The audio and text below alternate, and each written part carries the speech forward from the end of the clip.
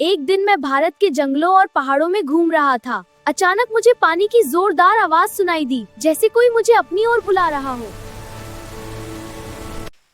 मैं उस आवाज के पीछे पीछे चला और फिर शुरू हुई एक रहस्यमयी यात्रा भारत के सबसे खूबसूरत वाटरफॉल्स की।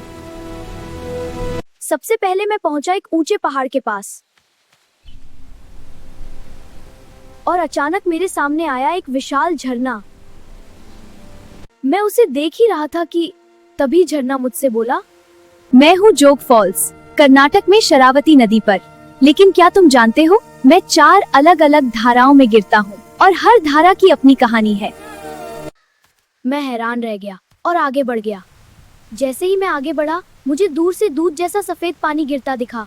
मैं पास गया ही था कि तभी झरना मुझसे बोला, मैं हूँ दूध सागर फॉल्स, 310 मीटर ऊंचा। लेकिन मेरी असली कहानी कोई नहीं जानता। कहते हैं एक रानी दूध से स्नान करती थी और तभी से मेरा पानी दूध जैसा दिखता है।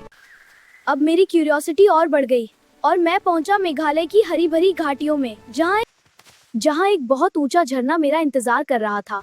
मैंने जैसे ही उसे देखा, तभी झरना मुझसे बोला,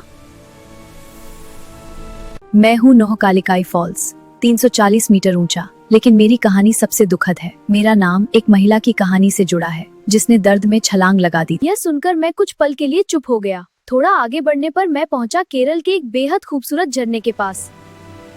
तभी झरना मुझसे बोला, मैं हूँ अथिरापिल्ली फॉल्स, 80 मीटर ऊंचा। मुझे लोग भारत का नायग्रा कहते हैं, लेकिन असली जादू तो तब होता है जब सूरज की किरणें मुझ पर गिरती हैं और इंद्रधनुष बनता है। अब मेरी यात्रा और भी मैजिकल हो गई।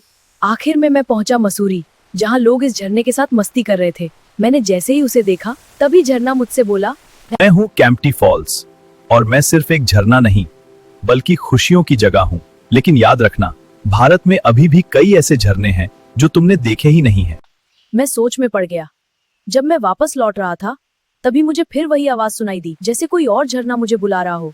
क्या ये यात्रा अभी खत्म नहीं हुई? बताइए आपको कौन सा वाटरफॉल सबसे ज्यादा इंटरेस्टिंग लगा, कमेंट में जरूर बताएं। और अगर आप जानना चाहते हैं उस अगले रहस्यमय झरने के बारे में, तो थिंक ट्री एकेडमी को अभी सब्सक्राइब करें, क्योंकि कहानी अभी बाकी है।